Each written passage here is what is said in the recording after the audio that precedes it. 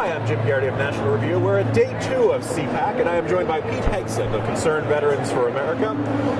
Pete, I want to get first to you. A couple weeks ago, we had Chuck Hagel come out with that the Pentagon budget, a lot smaller than it was before. Actually, I believe it was actually only one page, and they just said less money, basically. So, and the good news is we're in an era of peace and prosperity. That's right. Lots of calm breaking out in Eastern Europe and Venezuela and places like that. So really, there's no reason to complain about this tiny Pentagon budget, right? No. Or is there another side of the story that people should know? Or they just might be cuts masquerading as strategy. There which you go. is Exactly what they do with it. He prefaced his statement by saying, "We do know we still live in a dangerous world where it's even more volatile." And it's sort of like, wait, how does A plus B? There's no logic to it other than we want a smaller military. If there's a takeaway, we want to shrink it so it can and will do less. Right. Now, I mean, it's an ideological thing. I thought the slogan of the budget was the era of austerity with our $17 trillion debt is over.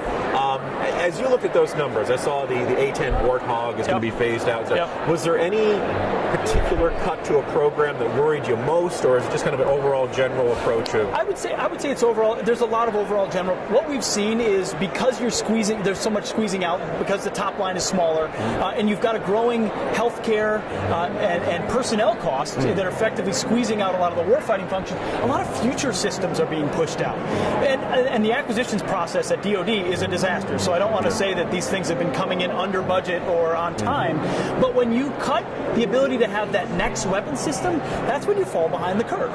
It's also just the sheer cuts to the size of the Army and other institutions. This belief that with our Navy being reduced to one of the smallest levels in history, history isn't over. Our adversaries are looking at this, and you know what? From a budget case, and even from conservatives here at CPAC, we've got to remember not every cut is created equal. And when you try to squeeze blood out of a turnip at DoD, there's only so much you can get, and we've got to refocus on the larger part of the budget in entitlement programs that haven't been touched. Now, you mentioned the Pentagon budget does have a certain amount of bloat in it. 100%. Are there programs that you guys look at this and say, boy, instead of cutting the size of our Army, we should be cutting X program? Are there areas you guys? So there's a couple of key things our organization have focused in on. First is a Pentagon audit, actually. Okay. The Pentagon has never audited its books. So if you don't know where the money is, how do you find that stuff? So we always talk about bloat and waste and all of that, and they always make it a line item, but if you don't know where it is, you can't get rid of it. So that's a simple thing. And we believe that this is in order to make a stronger military. It's not audited to find the bad stuff. It's audited so you can keep the muscle and spare the fat. The other one is acquisitions reform. Mac Thornberry, who's going to be the incoming chair, we believe, of the House Armed Services Committee, is leaning forward on this antiquated acquisitions process. It takes oftentimes decades overrun in time, billions over in cost to get a new weapon system to the battlefield. And then once you get it, it's a GPS that's this large when you could buy a Garmin off the shelf. Right? So there's a lot of smarter ways to cut through the red tape that would help us preserve warfighting capability. Now, we have a president who, back in 2012, really liked to campaign on what a great job he and his administration were doing for veterans.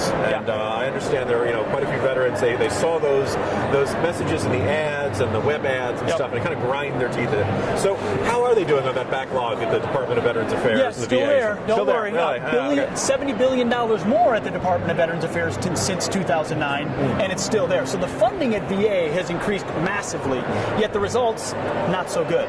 You've still got hundreds of thousands waiting. You've got average wait times in the over 200 days. Now you've got an appeals backlog.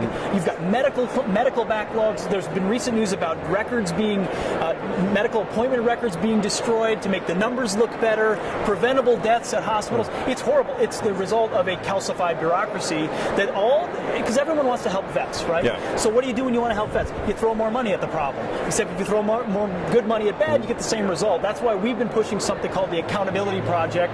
It's vaaccountability.org, where it says, why don't we first empower people, because all of these problems, no one's been fired. Zero administrators, zero managers, because you can't fire anybody in this organization. In the federal government, you can't. But the question we ask at VA is, who are you with?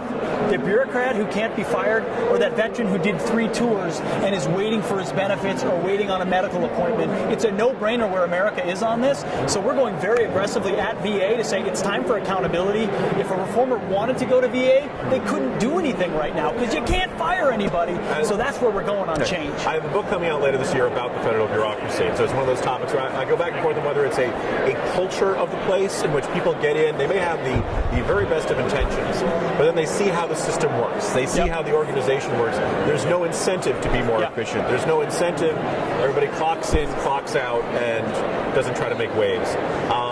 Is it one of those things where we need more a different leadership at like the district office levels, or is it it just come from the secretary?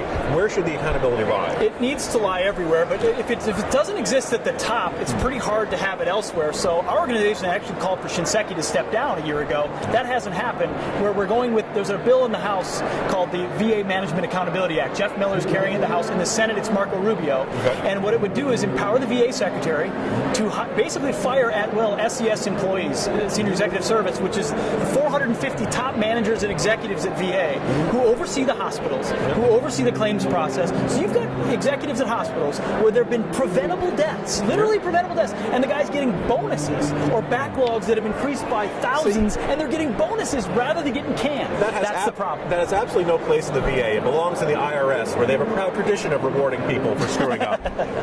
So finally, my last question. I know there was a rumor a while back. You're a resident of Minnesota, or you moved since I do live in Minnesota, okay. Al Franken, just sitting there, headed into a re-election. Your name was mentioned. Obviously, you're here, and I'm not seeing any Hegseth for Senate signs. I'm not running for anything, and happily not running for anything. Sure, There's a great candidate running against Al Franken, Mike McFadden, businessman from Minnesota. He's raised about $2 million already.